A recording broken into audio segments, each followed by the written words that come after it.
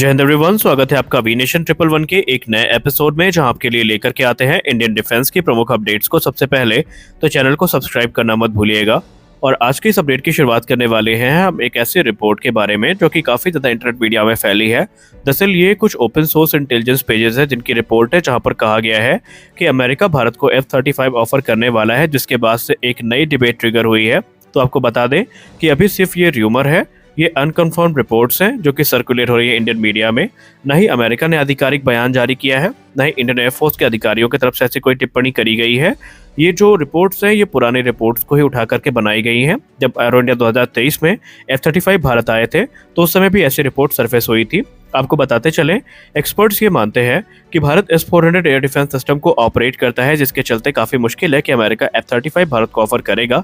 और अगर अमेरिका का मूड भी है ऐसा करने का, तो अभी तक ऐसी कोई रिपोर्ट सरफेस नहीं हुई है जो पुख्ता दावा करे कि अमेरिका भारत को F-35 ऑफर करना चाहता है। इनफैक्ट इंडियन एयरफोर्स ने खुद इस चीज़ को लेकर के बयान दिया है कि वो कोई भी विदेशी फाइटर एयरक्राफ्ट इस समय कंसीडर नहीं कर रहे हैं जो कि 5th जनरेशन का हो। वो एमका को लेकर के प्रतिबद्ध हैं और एमका प्रोग्राम को लेकर के ही वो आगे बढ़ेंगे। और अंतिम प्रोग्राम जिसको इंडियन एयरफोर्स ने ज्वाइन किया था वो FGFA था, जो कि SU-57 का ज्वाइंट डेवलपमेंट था, और उससे भी भारत ने खुद को 2018 में बाहर कर लिया और उस प्रोग्राम में भी अब वापस जाने के चांसेस काफ़ी कम है। तो यहाँ पर अभी ये कह पाना कि अमेरिका F-35 ऑफर कर रहा है, ये बहुत ही जल्दबाजी वाली बात होगी। हमारी अगली वो रिपोर्ट एक ऐसी रिपोर्ट है जिसको सुनने के बाद शायद आपको भी भरोसा ना हो और आपको ये लगे कि हम मजाक कर रहे हैं, लेकिन ये रिपोर्ट सच है। रिपोर्ट है अमेरिका के कैलिफोर्निया से, जहां पर कैलिफोर्निया में अमेरिकी प्रेसिडेंट जो बाइडेन का दौरा था और उनके दौरे के दौरान ही यूएस सीक्रेट सर्विस के एक एजेंट को गन पॉइंट पे लूटा गया है। जी हाँ, यूएस सीक्रेट सर्विस का एक एजेंट को गन पॉइंट पे लूटे जाने की खबर सामने आई है और इस खबर के आने के बाद जांच पड़ताल शुरू कर दी गई है। जो वहाँ पर एजेंसीज है उनका कहना है कि इस मामले की गंभीरता के साथ जांच की जा रही है और बहुत जल्दी वो किसी नतीजे तक पहुंचेंगे। हालांकि ये घटना कैसे हुई, कब हुई, इसको लेकर के कोई स्पष्ट टिप्पणी नहीं करी गई है, लेकिन इतना रिपोर्ट्स में कहा जा रहा है कि प्रेसिडेंट जो बाइडेन के दौरे से ठीक पहले ये घटना हुई है, जहां पर सीक्रेट सर्विस के एजेंट को जो गन पॉइंट है उस पर लेकर के लूटपाट की गई है और अमेरिका ने बाकायदा इस पूरे मामले की जो जांच पड़ताल है वो शुरू कर दी है। हालांकि जब से ये रिपोर्ट सोशल मीडिया पे सामने आई है, काफ़ी ट्रोल किया जा रहा है अमेरिकी सीक्रेट सर्विस को, लेकिन इस समय जो सीरियस इन्वेस्टिगेशन है ये चल रही है। और अगली बड़ी अपडेट भारत के विदेश मंत्री S जयशंकर सर और यूएस नेशनल सिक्योरिटी एडवाइजर सुलियन के बीच में हुई एक द्विपक्षीय वार्ता को लेकर के आ रही है। दरअसल दिल्ली में भारत के foreign minister S Jaishankar sir के बीच और यूएस नेशनल सिक्योरिटी एडवाइजर के बीच में एक द्विपक्षीय वार्ता हुई है, जहां पर डिफेंस और जो ग्लोबल इश्यूज हैं इनको डिस्कस किया गया है। आपको बताते चले कि इस समय अमेरिका और Bharat jet engine, striker APC और जो M777 अल्ट्रालाइट हॉविट्जर है इसको लेकर के बातचीत कर रहा है और ये बातचीत एडवांस स्टेजेस में है और माना जा रहा है कि अमेरिका लगातार भारत को इस चीज़ के लिए फोर्स कर रहा है कि भारत इस प्रोग्राम को आगे बढ़ाए। हालांकि बीच में रिपोर्ट सामने आई थी जहां पर जेट इंजन क्लियरेंस को लेकर के और ड्रोन क्लियरेंस को लेकर के जो फाइनल प्रपोजल है कांग्रेस के सामने रख दिया गया है, जिसको कांग्रेस के द्वारा बहुत जल्द अप्रूव कर दिया जाएगा। और एक बार जैसे ही यूएस कांग्रेस के द्वारा इसको अप्रूवल मिलता है तो जो आधिकारिक कॉन्ट्रैक्ट है ये इसी फाइनेंशियल ईयर के अंत में साइन कर लिया जाएगा। आपको बताते चलें कि जो बातचीत चल रही है वो MQ-9 ड्रोन्स को लेकर के चल रही है, जो कि 31 की संख्या में खरीदे जाएंगे। ये वेपन को कैरी करने में सक्षम होंगे। इनका इस्तेमाल भारतीय नौसेना, वायुसेना और थल सेना के द्वारा किया जाएगा। ये 31 की संख्या में लिए जाएंगे, जिनमें से 15 ड्रोन जो हैं ये इंडियन नेवी के द्वारा ऑपरेट किए जाएंगे और बाकी इंडियन एयरफोर्स और इंडियन आर्मी में क्रमशः हमें देखने को मिलेंगे। इसके अलावा जेट इंजन की बात करें तो ये 80% ट्रांसफर ऑफ टेक्नोलॉजी के साथ भारत में बनाए जाएंगे, जिनका इस्तेमाल तेजस Mark 2, एमका Mark 1 और TED-BF में किया जाएगा। हालांकि अमेरिका के पास इंटेलेक्चुअल प्रॉपर्टी राइट्स और एक्सपोर्ट राइट होंगे, ये भारत को इस डील के अंतर्गत नहीं दिए जाएंगे। हमारी अगली बड़ी अपडेट आर्मेनिया को लेकर के आ रही है। आर्मेनिया जो कि ऑलरेडी भारत के साथ अपने सैन्य संबंधों को मजबूत कर रहा है और एक के बाद एक जो एडवांस रक्षा उपकरण है ये आर्मेनिया के द्वारा खरीदे जा रहे हैं। तो इसी बीच एक बड़ी रिपोर्ट सामने आ रही है जहां पर बताया जा रहा है कि आर्मेनिया डिफेंस प्रोक्योरमेंट स्ट्रेटजी को और एक्सपेंड कर रहा है और अब अलग अलग प्रकार के जो मिलिट्री प्रोडक्ट्स हैं वो भारत से खरीदने की तैयारी कर रहा है। इसमें मिलिट्री ड्रोन और मिड रेंज के surface to air missile system शामिल हैं।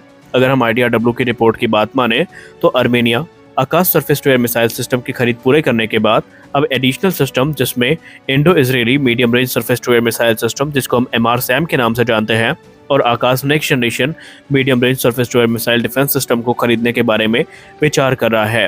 हालांकि अभी आपको बता दें कि भारत ने अभी आकाश 1S की डिलीवरी शुरू नहीं की है आर्मेनिया को, लेकिन माना जा रहा है कि अगले वर्ष कर दी जाएगी। ये 30 किलोमीटर तक जो एयर डिफेंस है ये प्रदान कर सकता है, जहां पर ये फाइटर जेट, हेलीकॉप्टर और ड्रोन्स को टारगेट कर सकता है। लेकिन अर्मेनिया की नज़र अब एमआर सैम और आकाश एनजी पे भी आके टिक गई है। हमारी अगली बड़ी update Stockholm International Peace Research Institute SIPRI को लेकर के आ रही है। सिप्री ने न्यूक्लियर वेपन्स जो कि 9 न्यूक्लियर आर्म स्टेट के द्वारा रखे गए हैं, इनको लेकर के जो एनुअल असेसमेंट है ये अपना सामने रखा है, जहां पर उन्होंने ये बताया है कि United state, Russia, United kingdom, France, China और इंडिया, पाकिस्तान, नॉर्थ कोरिया और इजराइल के पास जो न्यूक्लियर वॉरहेड है इनमें बढ़ोतरी देखी गई है। सिप्री की रिपोर्ट में ये कहा गया है कि भारत के पास जो न्यूक्लियर वेपन की इन्वेंट्री है इसमें तकरीबन 172 स्टोर्ड वॉरहेड हैं, और अगर हम बात करें तो ये जो मिलिट्री स्टॉक पाइल है इसमें बढ़ोतरी देखी गई है 2023 की तुलना में, क्योंकि सिप्री का दावा है कि तकरीबन यहाँ पर 8 जो वॉरहेड्स हैं इनकी बढ़ोतरी हुई है, क्योंकि इसके पहले तकरीबन 164 यूनिट थी भारत के पास, जो कि अब बढ़ के 172 हो गई हैं। और सिप्री ने ये एस्टिमेट सामने रखा है कि शायद 2 दशकों में पहली बार ऐसा हुआ है कि भारत का जो न्यूक्लियर स्टॉक पाइल है ये पाकिस्तान को एक्सीड कर चुका है।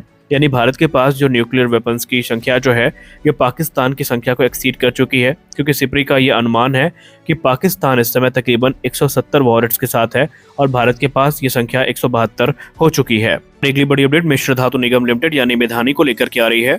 मिश्र धातु निगम लिमिटेड लगातार एक के बाद एक नए कीर्तिमान को स्थापित कर रही है, और अब मीडिया रिपोर्ट्स में बताया जा रहा है कि मिश्र धातु निगम लिमिटेड जीटीआरई के साथ अपने जो कोलैबोरेशन को स्ट्रॉन्ग करने के बाद अब प्रैट एंड विटनी के साथ डिस्कशन में है। ये डिस्कशन हो रहा है प्रैट एंड विटनी के जो एयरक्राफ्ट इंजन है इनके लिए पोटेंशियल सप्लाई जो कि इंजन कंपोनेंट्स की है इसको लेकर के। प्रैट एंड विटनी की अगर हम बात करें तो एविएशन इंडस्ट्री में इनका एक बड़ा नाम है। ये कमर्शियल और मिलिट्री एयरक्राफ्ट दोनों के लिए इंजन का निर्माण करते हैं, और इस समय जो डिस्कशन है मिश्र धातु निगम लिमिटेड का वो इन्हीं के साथ चल रहा है। माना जा रहा है कि अगर सब कुछ सही हुआ तो फिर मिश्र धातु निगम लिमिटेड के द्वारा जो इंजन कंपोनेंट्स की सप्लाई है ये प्रैट एंड विटनी को की जाएगी। मिश्र धातु निगम लिमिटेड की बात करें तो कावेरी इंजन प्रोग्राम में भी इनकी भूमिका काफ़ी उल्लेखनीय है। इसके अलावा आने वाले भविष्य में जब भारत के द्वारा AL-31 इंजन को मॉडर्नाइज किया जाएगा तो इसमें भी मिश्र धातु निगम लिमिटेड की जो भूमिका होगी ये काफ़ी महत्वपूर्ण होने वाली है। हमारी अगली और अंतिम अपडेट आ रही है एलसीएस प्रचंड को लेकर के। एलसीएस प्रचंड को लेकर के कल एक बड़ी खुशखबरी सामने रखी गई, जहां पर कहा गया कि 156 की संख्या में इन हेलीकॉप्टर्स की खरीद को लेकर के जो रिक्वेस्ट फॉर प्रपोजल है ये HAL को मिल चुका है, और अब आगे की जो कार्यवाही है इनकी शुरुआत होगी, जहां पर इन हेलीकॉप्टर्स का निर्माण किया जाएगा। आपको बताते चले कि इस पर टिप्पणी करते हुए हिंदुस्तान एरोनॉटिक्स लिमिटेड ने यह कंफर्म कर दिया है कि 15 की संख्या में जो लिमिटेड सीरीज प्रोडक्शन के हेलीकॉप्टर्स थे इसमें जो इंडिजिनस कंटेंट हमें देखने को मिला है ये 45% बाई वैल्यू देखने को मिला है। लेकिन अब आगे चल के जब इनका प्रोडक्शन शुरू होगा तो सीरीज प्रोडक्शन वेरिएंट में ये होंगे तकरीबन 55% तक, और आने वाले भविष्य में और भी ज़्यादा जो इसमें इंडिजिनाइजेशन रेट है इसको बढ़ाया जाएगा और अधिक से अधिक जो इंडिजिनस कंपोनेंट है इनका इस्तेमाल किया जाएगा। HAL का दावा है कि प्रचंड को लगातार हम मैच्योर कर रहे हैं और इसके लिए ज़रूरी कदम भी उठाए जा रहे हैं। आपको बताते चलें कि इसके पहले 15 की संख्या में हेलीकॉप्टर्स डिलीवर किए जा चुके हैं, और क्रमशः भारतीय वायुसेना और थल सेना के लिए 156 हेलीकॉप्टर्स की खरीद की जानी है। तो आज के इस वीडियो में बस इतना ही। मिलते हैं अगले वीडियो में कुछ और अपडेट्स के साथ, तब तक के लिए जय हिंद।